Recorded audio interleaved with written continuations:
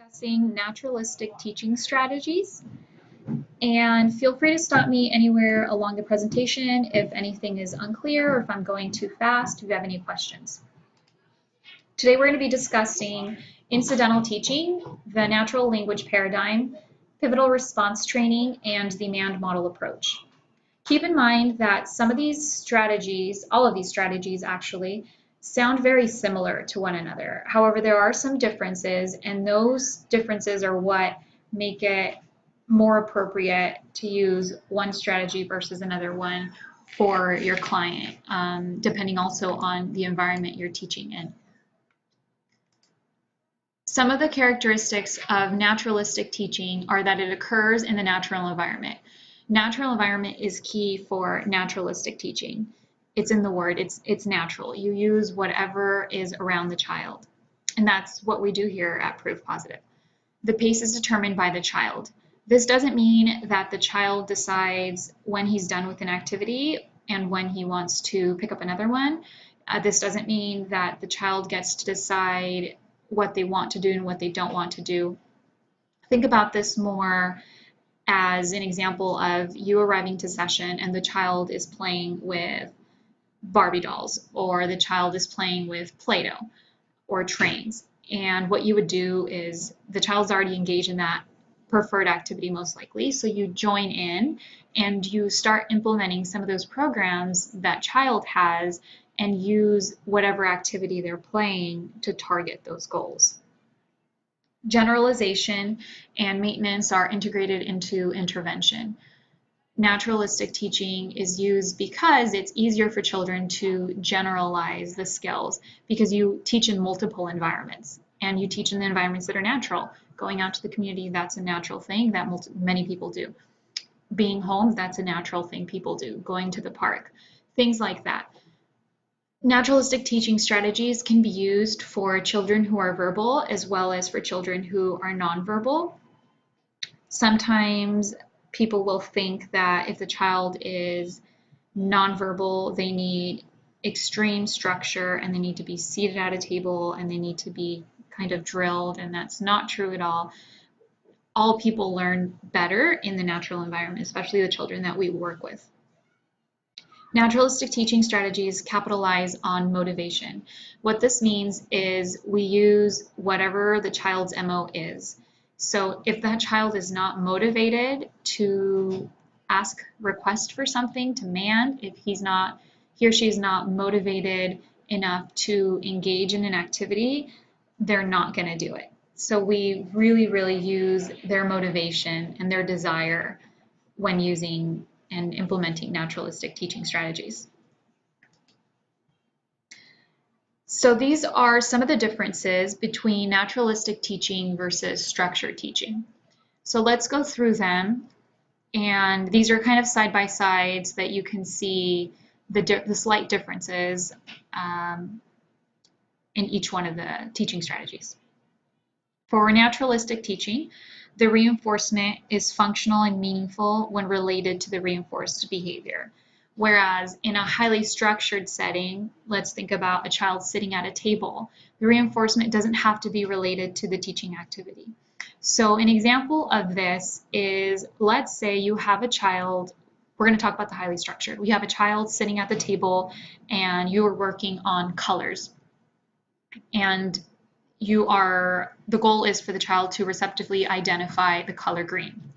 And so you have 5 different trials for the child to identify the color green. The child identifies the color green and earns the reinforcer of playing with ball.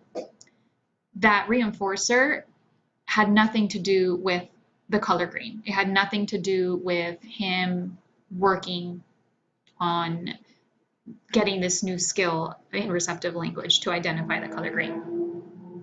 In naturalistic teaching, the reinforcement is functional and it's directly related to the behavior.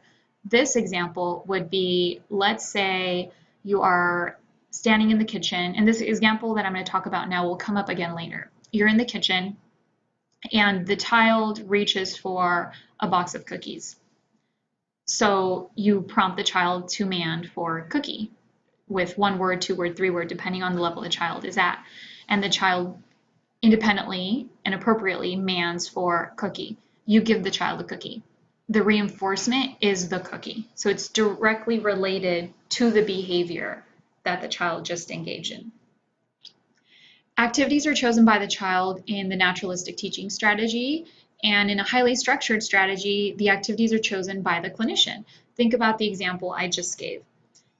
The child is choosing to eat the cookie. He wants that cookie. You didn't establish that MO for the child. The child doesn't want the cookie because you told him to want the cookie. Whereas the child receptively identifying the color green is an activity that you chose. This is something that is one of the child's programs. It wasn't chosen by the child, but this is what you're doing. It was chosen by the clinician. In naturalistic teaching, it's paced by the child, whereas in a highly structured setting, it's paced by the clinician. So again, the same example, using the same example, the child receptively identifying the color green, you already know the child needs to have 5 correct responses before he earns the reinforcer. And the trials are going to be fast, and there are going to be multiple trials, whereas in a naturalistic teaching strategy, they're going to be a little slower perhaps.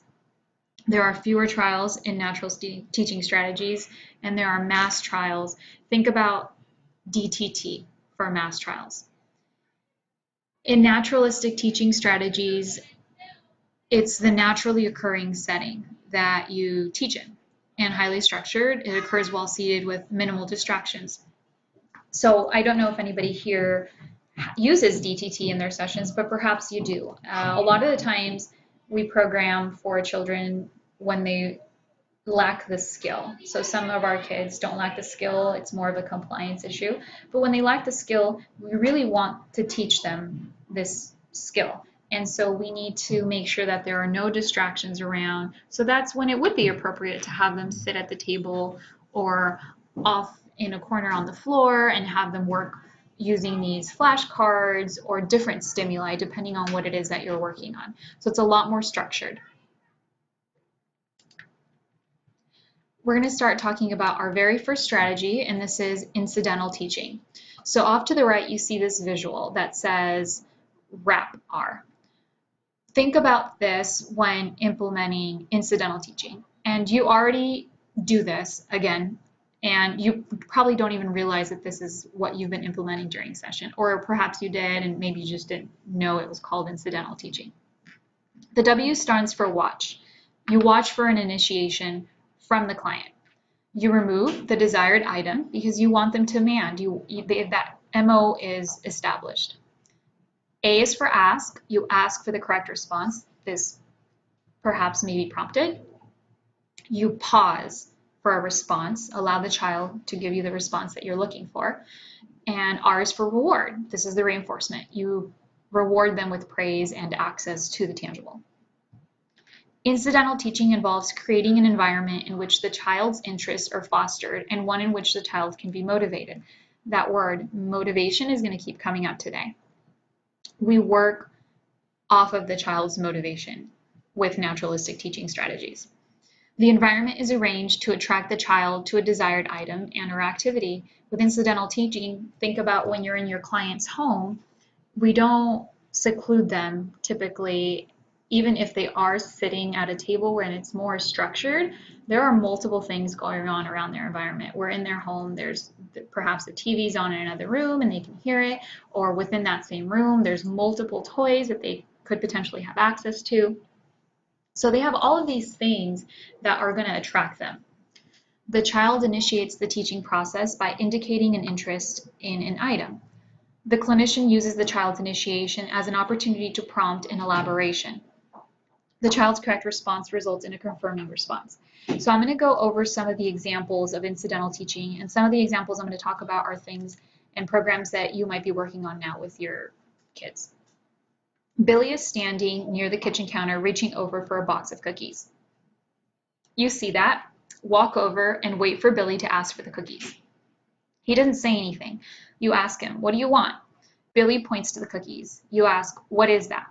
Billy doesn't respond. You show him the cookies and ask, "Do you want the chocolate cookies?" And then you model, give me cookies, I want cookies, can I have cookies, chocolate please, chocolate cookies please. This is going to be individual to the client because we all have kids across the spectrum. Everybody is at a different level.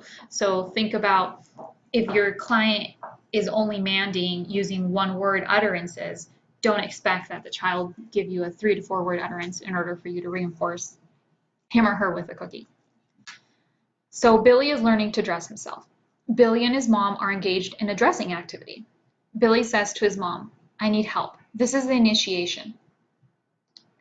Mother says, I'll hold this part and you get the button. That's the parent allowing for elaboration.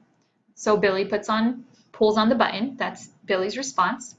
The mother then provides help using physical prompting, which is the support. And then Billy pulls the button through the hole, which is Billy's response. So the mother then praises Billy and by reinforcing him. The praising is the reinforcement. So this talks about the different parts, kind of breaks apart incidental teaching and the parts of incidental teaching. So there's initiation from the child, there's elaboration typically from the other person that's around them, then there's the child's response, there's that support, in our case it's the prompting, and then the child's response and the reinforcement following right after. So now we're going to practice with another example, and this is also a very common program for some of our kids. Samantha is learning to brush her teeth. Samantha says something to her mother and looks at her mother for help. Her mother says, you need help? Get your toothbrush. Samantha gets her toothbrush with some prompting. Her mother then uses full physical prompts to help Samantha squeeze toothpaste on the toothbrush. Samantha brushes her teeth and receives attention. So let's break this up. Where is the initiation from Samantha? So Samantha initiates when she looks at her mother for help. The elaboration is when her mother says, you need help, get your toothbrush. Samantha's response is her getting the toothbrush with some prompting. Then her mother uses full physical prompting, which is the support, to squeeze the toothpaste on the toothbrush. Samantha brushes her teeth and receives attention. The attention is the reinforcement. Does that make sense to everybody? These are pretty straightforward and are examples and programs that you are probably working on with some of your kids. So now I'm going to give you a few minutes to create an example of incidental teaching. So think about teaching a child to share. What would be an example of incidental teaching for a child learning to share?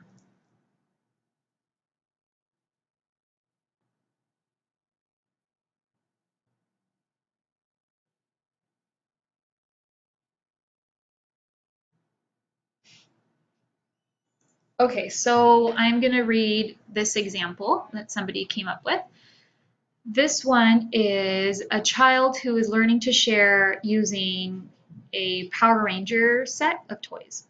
So you are sitting with a child, and the child comes and sits next to another child to play Power Rangers with him. So the child then saying to the other child, let's play. That's the child initiating. So I'm actually going to go back to the let's practice so that you guys can see this as I break it up, this example. So the initiation for that one is the child saying let's play. So then the therapist says to the child, do you want to play toys with him? That's the elaboration. The child says yes, that's the response. And the therapist begins to say, now it's his turn, now it's your turn. This is the support. The reinforcement is the therapist saying, good job sharing, good, that's awesome sharing, you're doing great. I like the way you're sharing your toys. So that's one of the examples that somebody in here came up with. Any questions on this section? We're going to move on to the next naturalistic teaching strategy.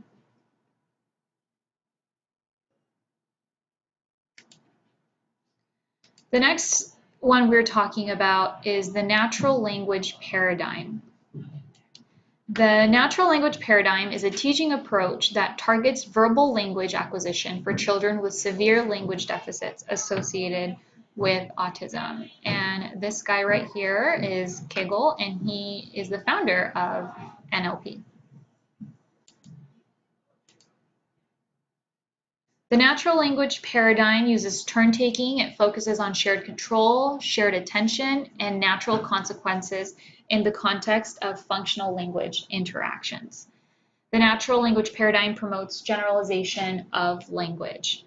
It's in the name, natural language paradigm. This naturalistic teaching strategy focuses on language. All verbal approximations are reinforced by giving the child the object. The verbal response does not have to be exact. You praise what the child is able to do. So think about this. Earlier I made a statement about if the client you're working with man's using one-word utterances or two-word utterances, and you only reinforce the child if he or she uses 3 to 4 word utterances. Well, you already know the child can't mand yet using 3 to 4 words. So you're setting up that child for failure. That child's never going to be reinforced. So you're going to praise whatever the child is able to do. If the child does independently mand using 1 or 2 words, that's what you're going to reinforce. And you'll work on expanding the utterances later on. Initiation and communication is the main point. Reinforcement consists of praise and the opportunity to play with the object. The reward is built into the activity. So this, again, is the reinforcement directly being related to the behavior. So the child mans for whatever it is they want to play with, and the reinforcement is you giving the child access to that tangible that it is he or she is manding for. So NLP has a few steps for implementation. The first one, there's our favorite word of the day, motivation. You set up a motivating situation that creates a communicative need for the child. Number 2, you set up the situation in a way that the child will only get access to that tangible if they communicate with you by requesting. 3, make sure the roles are clear in the activity. What that means, make sure the roles are clear, is that the child understands, the child knows that they need to request, and you are the person that's giving them the tangible. Number 4, create as many opportunities for communication and initiation as possible. 5, model the desired request behavior. 6, wait. So let's say you are playing stuffed animals with one of your clients, and you have a stuffed angry bird. And you know the client wants this angry bird. So it goes back, right? You're waiting to see what the child initiates towards or what the child is reaching for. You remove that tangible and you model for the child to man. So bird, I don't know that red bird's name, but whatever, if the child knows the bird's name, they can say the bird's name. So bird, toy, stuffed animal, depends again how many words are in that child's repertoire. And after you've prompted them, you wait for them to respond. Oftentimes we have kids that respond after 5 seconds. There are kids that respond after 20 seconds. There are kids that respond after 10 seconds. Every child is different, so keep that in mind. You don't want to over-prompt and jump in too quickly. Give the client an opportunity to independently mand, and then you want to reinforce them. So if you say bird, and the child doesn't say bird immediately after, don't jump in right away and verbally prompt them again. Give them a few seconds. And after 10, 15, and you all know the clients that you work with. So if you know, oh, Johnny responds within 3 seconds, it's been 7, then of course you're going to prompt. But if you know Billy responds after an average of 10 to 11 seconds and it's only been 4 or 5 seconds, you're going to give Billy additional time to mand. And then if he hasn't manded, you'll prompt him.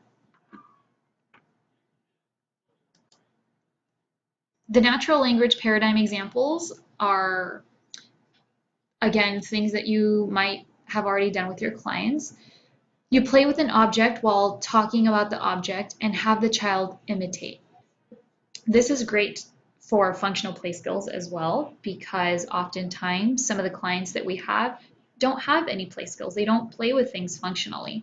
So modeling for them how to play with this bird, and the bird flies and the bird does this and that, they can imitate that behavior and play with that bird now more functionally. So you're playing with the toy elephant, and as you're playing with the elephant, you say elephant. You're modeling the language as well as how to play with that particular object. So in this example, similar to the bird, but it's an elephant.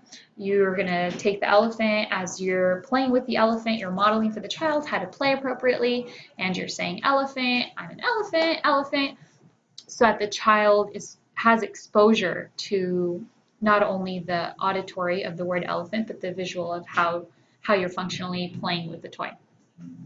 You are making a pizza with your child, and you withhold all the pizza ingredients so that the child has to request those ingredients. Make sure that you don't give all of one ingredient. You want the child to continue using language. This example, you're working on self-help skills, making a snack for themselves. Well, I guess pizza would be more of a meal. So preparing a meal. And you have different ingredients. You have cheese, you have pepperoni, and you have sausage. So you're gonna remove those 3 ingredients so that the child or the client, the teenager you're working with, however old your client is, doesn't have complete access to those ingredients. And when the client mans cheese, you're gonna give the client some cheese. And when the client mans pepperoni, you're going to give the client maybe 2 or 3 pepperonis. And they say sausage, a handful of sausage. What you don't want to do is they say cheese and you give them the entire load of cheese that you have. And they say pepperoni, you give them the entire bag of pepperoni. And the same thing with the sausage. Because now what's happened? They don't have to manage anymore. They had to say 3 words and that was it. And they had access to all the ingredients they needed to make their pizza. And so now this activity that you could have expanded to work on multiple programs, now you've only gotten 3 correct trials for manding. So again, don't give them all. Give them a little bit at a time and have them manned for ingredients differently. So if they man for cheese, give them a little bit of cheese, and then, if they're only manding for cheese, prompt them to man for pepperoni or prompt them to man for sausage so that they're not just stuck on one thing. Does that make sense? And it's natural. It's in their environment, and this is what we do on a daily basis. We aren't given access to things unless we man for them, unless we request for them. And that's what we want our kids to be able to do more independently. So now I am going to have you think of an example. So think about your sessions. You are implementing NLP, natural language paradigm, while using bubbles with your client. What would it look like? What would it look like if you also included choice making? So I'm going to give you a few minutes to come up with an example using bubbles, and I will read off of one of the examples that you come up with.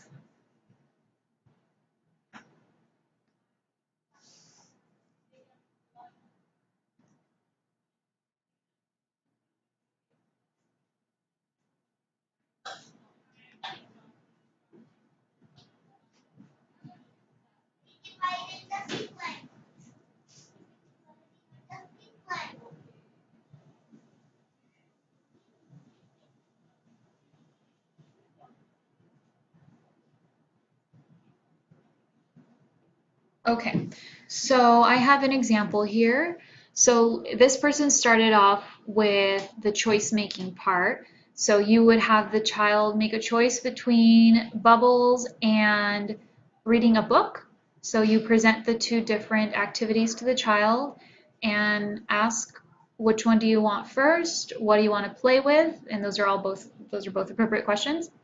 The child uses bubbles. Perfect. What would it look like? So this person said you would blow bubbles for the child and then stop blowing the bubbles. And then the child says more. Okay, so I'm going to stop that one there, and that's correct. However, more what? This is a common mistake where some of our clients will say more, but oftentimes we don't know what more means. I mean, I do know. I know that that means they want me to blow more bubbles, but I don't want to reinforce that. So what would be appropriate, more appropriate for the child to demand? Bubbles or more bubbles, blow bubbles, but just more would not be enough. So again, it just depends on every client. There are clients that you will accept more at first, but if this client has the ability to say the word bubbles, then you want them, it's more appropriate for them to demand bubbles than for them to demand more, because more is too vague of a demand. We want them to be as specific and be demand be directly related to what it is that that client wants at the time. Does that make sense to everybody? Okay, we're moving on to pivotal response training, PRT. And PRT is what we use here at Proof, and not that we don't use any of the others, but PRT is kind of our, definitely one of the strategies that we implement most often during sessions. And you've been doing this, and again, it's perhaps you haven't even realized that, hey, this is what I'm doing. PRT targets pivotal areas of a child's development. Again, motivation, responsivity to multiple cues, self-management. So this is the child monitoring his or her own behavior, and this is more for our older, higher functioning kids, and social initiations. Some procedures include child choice, interspersing maintenance and acquisition tasks, reinforcing attempts, and natural reinforcers.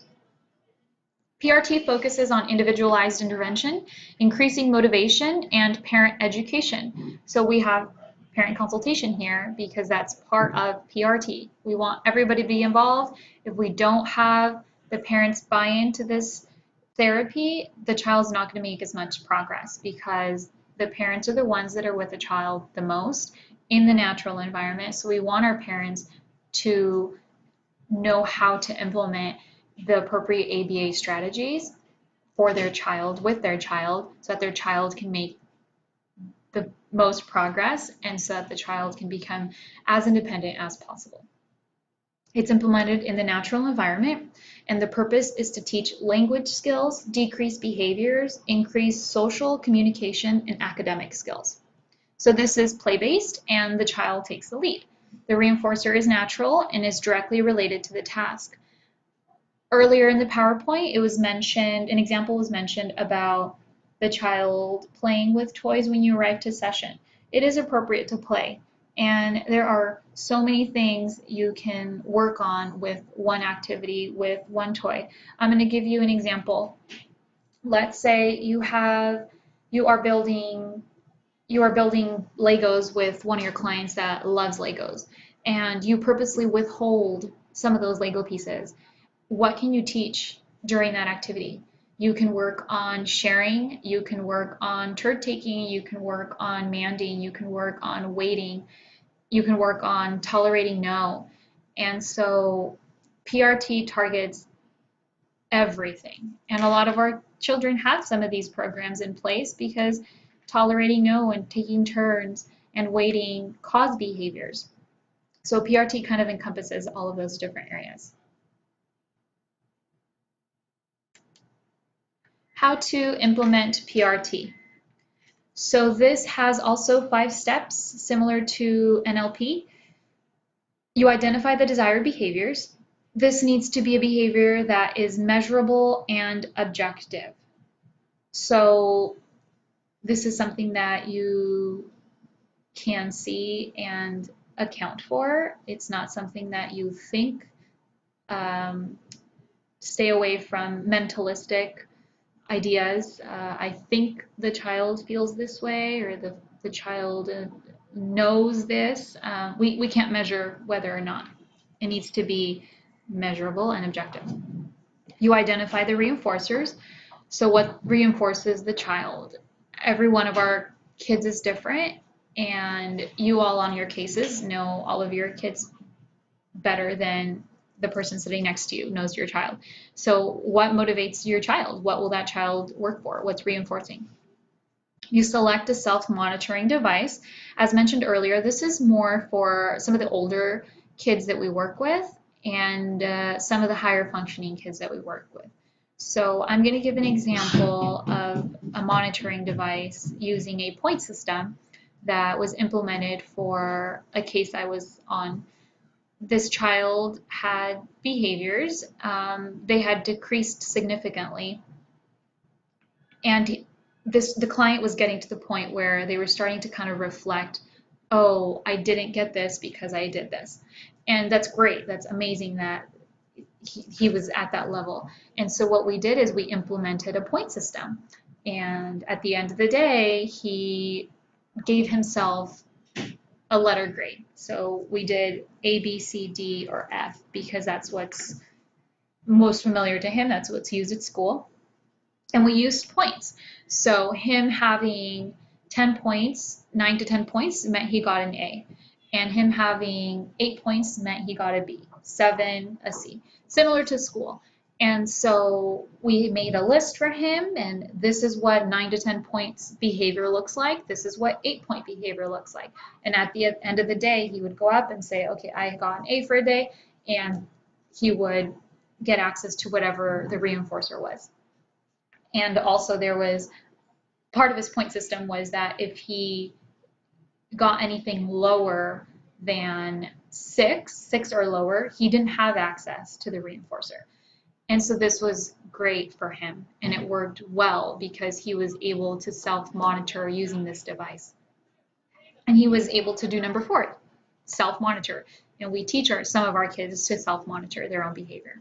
And then generalize. So you want the child to generalize the skill that you've worked on teaching him or her into all settings. So across settings, across people, because often what happens is we work on programs only in the home and the child does amazing, and then we go out to the community and it becomes a disaster. And why is that? It's not that the child doesn't have the ability to also have that skill in the community, but that skill was only worked on for 6 months to a year, let's say, in the home because there were never any outings.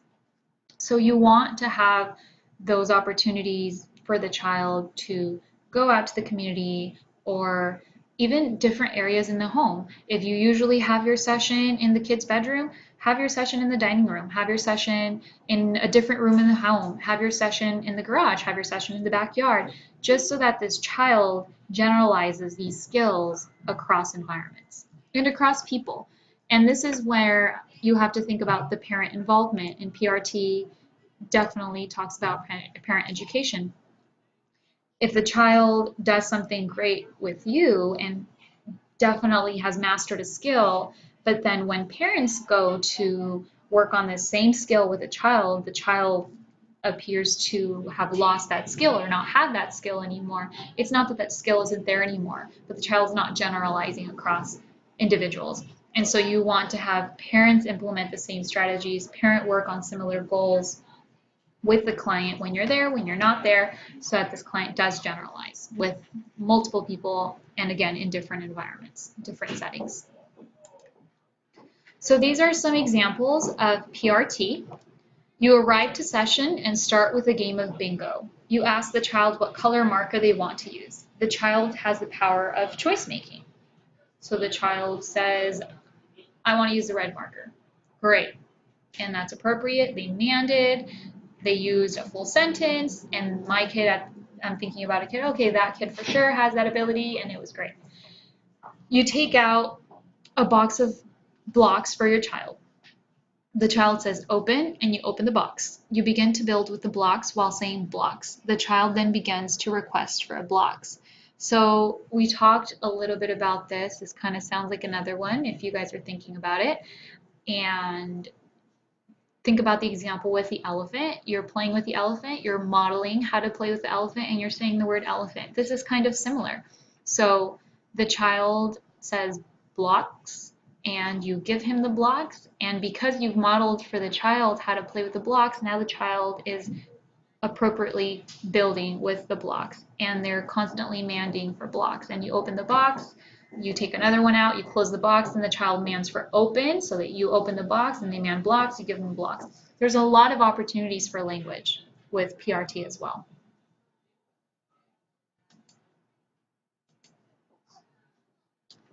So now I am going to talk about your examples for PRT. Well, I'm actually going to give you a few minutes to think about your sessions and think about how you have used PRT.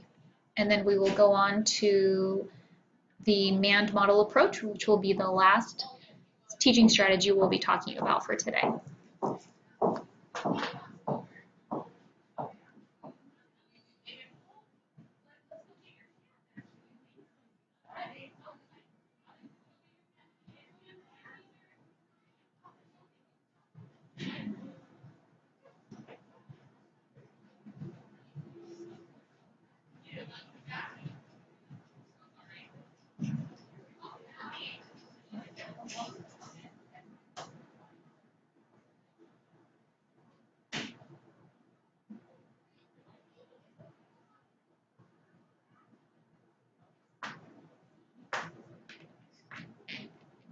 Okay, so PRT, like I mentioned earlier, is probably the one that you work on or implement into your sessions the most.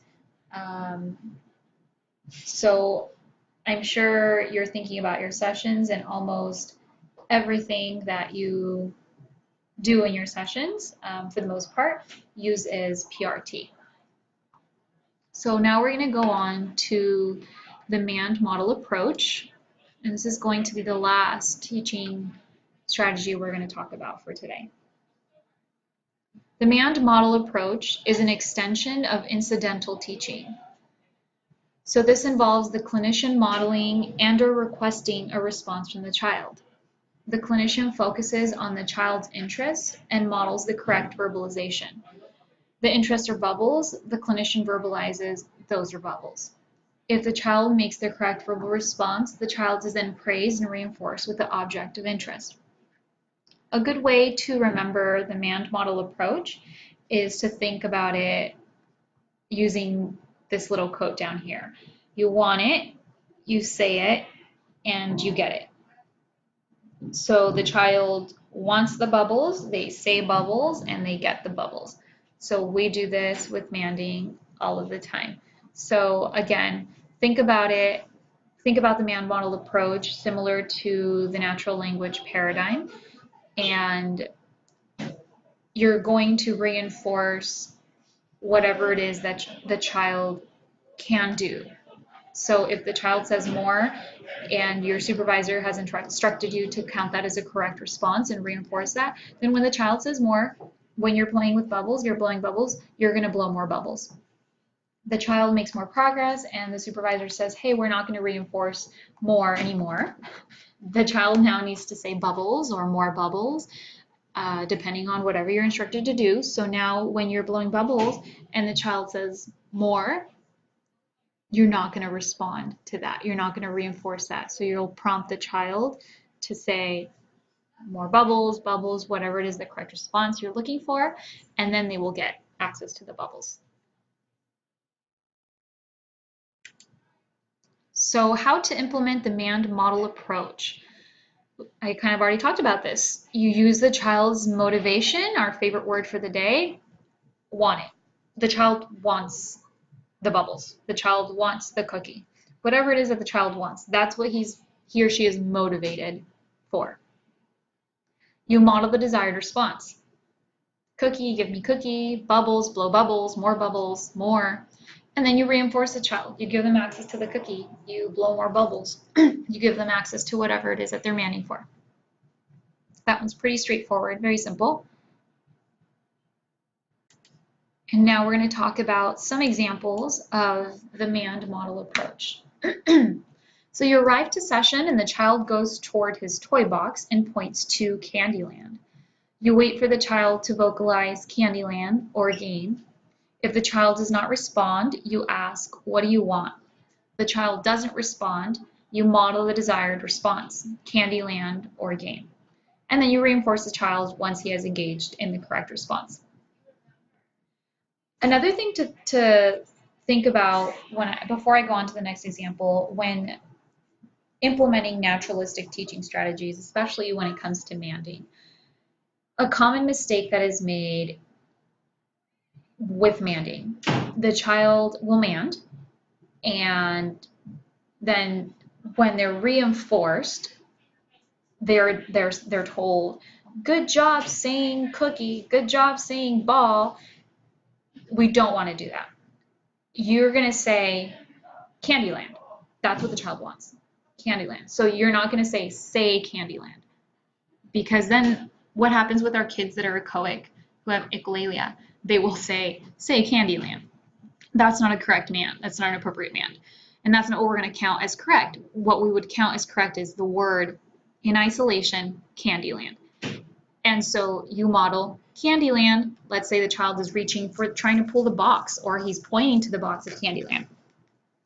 And you say Candyland, and the child doesn't say anything. Then you would say, what do you want? Candyland. Then the child says Candyland. You get the Candyland, you give it to him. So notice I didn't say Candyland or what do you want? Say Candyland, just the word in isolation. And that's what you're going to reinforce. And the reinforcement is access to that tangible. The reinforcement is not verbal praise. So the next example, you are blowing bubbles for your client. Stop and model the word bubbles. The client says bubbles, and you continue to blow bubbles. You would want to continue this until the child becomes more independent. So again, in this example, nowhere in the example does it say you continue to blow bubbles and verbally praise the child for saying bubbles. So the reinforcement is in you blowing the bubbles, or the reinforcement is in whatever tangible the child has access to now. There is no verbal praise for manding. It's not necessary. So now think about your sessions and how you have used the mand model approach. So give me some examples. I'm going to give you a few minutes and we'll share some of those.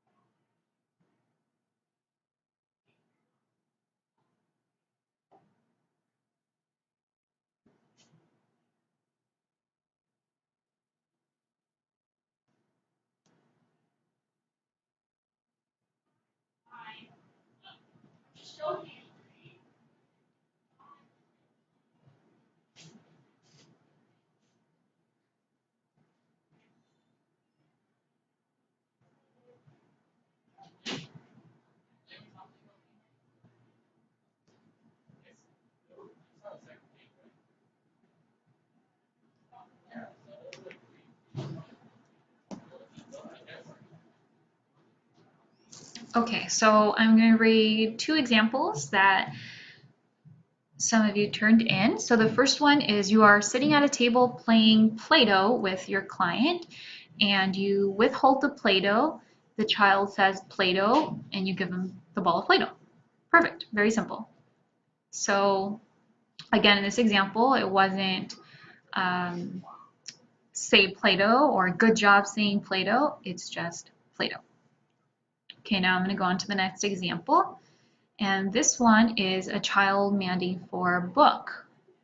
Okay, so the child, you're sitting at the couch and you want to engage the child in reading the story. So this book is highly preferred for the client. So you want the client to say the word book. The therapist says book. The client doesn't respond. The therapist then says, what do you want? Book. The client doesn't respond. The therapist again prompts, book. The child says, buh, and the therapist begins to read the book. That's perfect. You're reinforcing what the child can do. This child is nonverbal, it sounds like, and so he has or she has some approximations of the word book. And so we're going to reinforce that approximation and later work on shaping that word so that it becomes a full independent mand for the word book. So that is perfect. Does anybody have any questions on any of the naturalistic teaching strategies that were discussed today? No questions? Okay. So again, just think about, when you think about naturalistic teaching strategies, don't overthink it, because you are all implementing naturalistic teaching strategies unless any of you are running any program using DTT. And you might be, and not to say that DTT is not appropriate. That's okay. But you have to think about what is appropriate for the child. So you're implementing incidental teaching, you're implementing PRT, you're implementing the natural language paradigm, and you're implementing the man model approach in your sessions without even thinking about it, because it's natural. It's how we are naturally working with our kids. And so if we don't have any questions, that concludes the presentation. Thank you all for coming today. And please feel free to stay after if you have any questions. Thank you.